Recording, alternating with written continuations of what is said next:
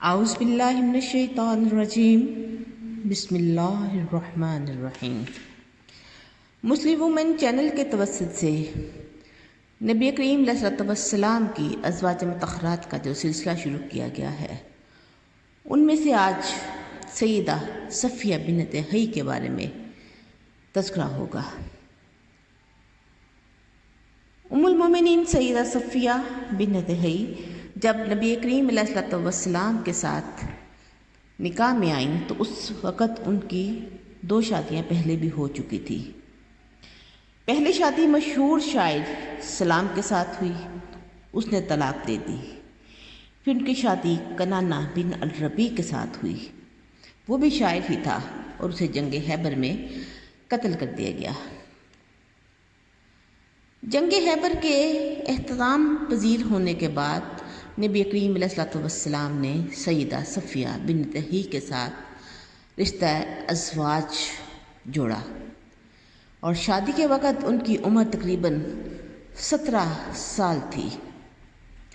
اس سلسلے میں سیدنا انس بن مالک روایت فرماتے ہیں کہ جب رسول اللہ صلی اللہ علیہ وآلہ وسلم نے جنگ خیبر میں فتح حاصل کر لی اور قیدیوں کو ایک جگہ پہ اکٹھا کیا تو دحیہ الکلبی نبی کریم صلی اللہ علیہ وآلہ وسلم کی خدمت میں حاضر ہوا اور کنیز کا مطالبہ کیا۔ آپ نے فرمایا کہ جاؤ ان قیدیوں میں سے کنیز لے لو، تو انہوں نے صفیہ بنت حی کو اپنی تحویل میں لے لیا۔ پھر ایک شخص آقا علیہ الصلوۃ والسلام کی خدمت میں حاضر ہوا اور اس نے عرض کیا، یا رسول اللہ، کہ آپ نے ایک سردار کی بیٹی دحیہ کلبی کو دے دی ہے، وہ تو شہزادی ہے اور وہ آپ کے لیے ہی مناسب ہے۔ تو آقا علیہ الصلوۃ والسلام نے انہیں بلایا اور فرمایا کہ تم کوئی اور کنیز لے لو، اور صفیہ بنت حی کو آزاد کر کے اپنے حوالہ عقد میں لے لیا۔ آپ کو سیدہ ام سلیم نے دلہن بنایا۔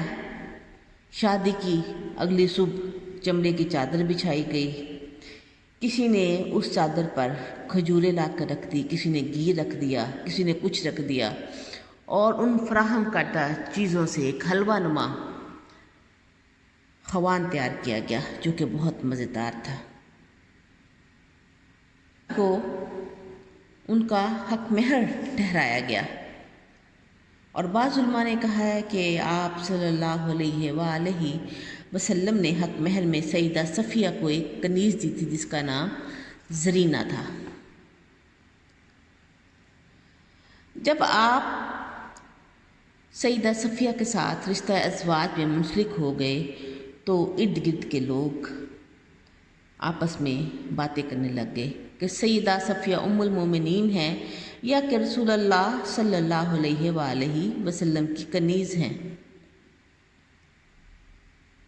آہی لوگ اس نتیجے پر پہنچے کہ اگر رسول اللہ نے سیدہ صفیہ کے لیے پردے کا اہتمام کیا تو وہ ام المومنین ہیں، اور اگر یہ اہتمام نہ کیا تو وہ کنیز ہوں گی۔ لیکن لوگوں نے دیکھا کہ نبی کریم صلی اللہ علیہ وآلہ وسلم نے ان کے لیے پردے کا اہتمام کیا ہے،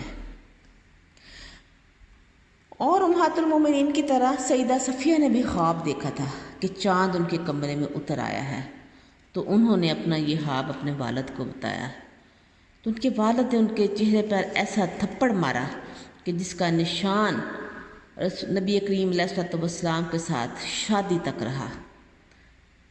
آپ صلی اللہ علیہ وآلہ وسلم نے اس نشان کے بارے میں پوچھا تو سیدہ صفیہ نے پورا واقعہ آپ کو سنا دیا۔ عبداللہ بن عمر بھی فرماتے ہیں کہ سیدہ صفیہ کی آنکھوں پر نیل پڑا ہوا تھا، تو نبی کریم علیہ الصلوۃ والسلام نے ان سے دریافت کیا کہ اے صفیہ، یہ تیری آنکھوں پر نیل کیسا ہے؟ تو انہوں نے بتایا کہ ایک دن میں نے اپنے خامند سے کہا، میں نے آج خواب میں دیکھا ہے کہ چاند میرے کمرے میں اتر آیا ہے۔ اس کو سنتے ہی وہ غضبناک ہو گیا اور میرے چہرے پہ تھپڑ رسید کر گیا، جس کی وجہ سے میری آنکھ نیلی ہو گئی۔ آپ خود فرماتی ہیں کہ اسلام قبول کرنے سے پہلے سب سے زیادہ ناپسند شخصیت مجھے نعوذ باللہ نبی پاک صلی اللہ علیہ وآلہ وسلم کی تھی، کیونکہ انہوں نے میرے باپ اور خاوند کو قتل کیا تھا، لیکن اسلام قبول کرنے کے بعد میرے دل کی حالت یکسر بدل گئی اور ساری دنیا سے زیادہ آپ مجھے محبوب ہو گئے۔ اس میں ایک شاندار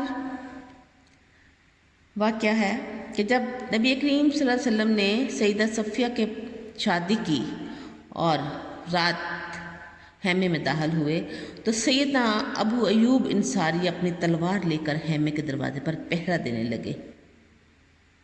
جب صبح کے وقت رسول اللہ صلی اللہ علیہ وآلہ وسلم خیمے کے دروازے پر باہر آئے تو انہوں نے دیکھا کہ سیدنا ابو ایوب انصاری پہرا دے رہے ہیں، اور دیکھتے ہی آپ کو انہوں نے نعرہ لگایا اللہ اکبر کا۔ تو پوچھا کہ کیا ماجرا ہے؟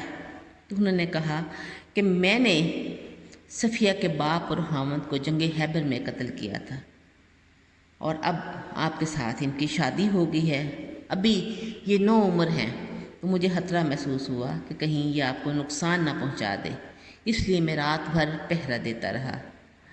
رسول اللہ صلی اللہ علیہ وآلہ وسلم ابو ایوب انصاری کی بات سن کر مسکرا پڑے اور فرمایا ہر طرح سے بہتر ہے۔ ایک اور واقعہ اس ضمن میں ہے کہ سوتنوں کا جو احساس غیرت ہوتا ہے وہ کس طرح سے پایا جاتا ہے۔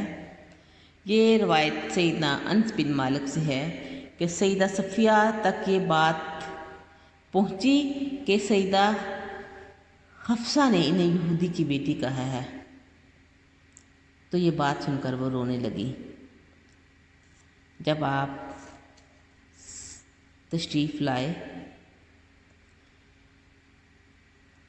تو انہوں نے پوچھا کیوں رو رہی ہو؟ پھر انہوں نے بتایا کہ انہوں نے مجھے یہودی کی بیٹی کہہ کر پکارا ہے۔ تو نبی کریم علیہ الصلوۃ والسلام نے فرمایا تم ایک نبی کی بیٹی ہو، تیرا ایک چچا نبی ہے اور تم نبی کی بیوی ہو، تمہارے لیے اس سے بڑھ کر اور کیا فخر ہو سکتا ہے؟ اور پھر سیدہ حفصہ سے فرمایا کہ تم اللہ سے ڈرو، تمہیں ایسا نہیں کہنا چاہیے تھا۔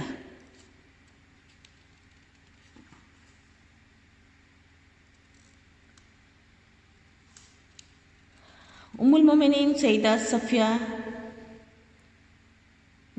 نے نبی کریم علیہ الصلوۃ والسلام سے 10 احادیث روایت کرنے کا شرف حاصل کیا ہے۔ آپ بہت زیادہ توبہ استغفار کرنے والوں میں سے تھی اور ذکر الہی سے ہر وقت اپنی زبان کو تر رکھتی تھی۔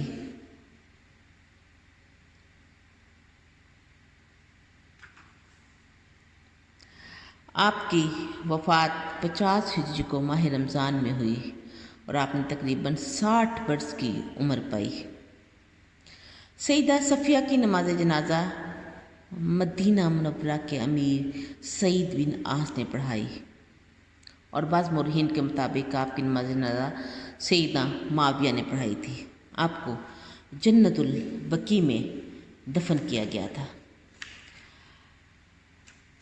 سیدہ صفیہ بنت حی کی جب رسول اللہ صلی اللہ علیہ وسلم نے ان کے بارے میں فرمایا کہ تو ایک نبی کی بیٹی، یعنی کہ ہارون علیہ السلام کی نسل سے ان کا تعلق تھا، اور تیرا چچا موسیٰ علیہ السلام بھی نبی تھا اور تیرا خاوند بھی نبی ہے، یعنی کہ صفیہ بنت حی انبیاء اکرام علیہ السلام کی اولاد میں سے تھیں۔ وہ علم و عرفان سے محبت کرنے والی ایک ایسی جلیل القدر خاتون تھیں جنہیں نبی پاک علیہ الصلوۃ والسلام کی صحبت میں رہنے کا شرف حاصل ہوا۔ اللہ کریم ان سے راضی ہو۔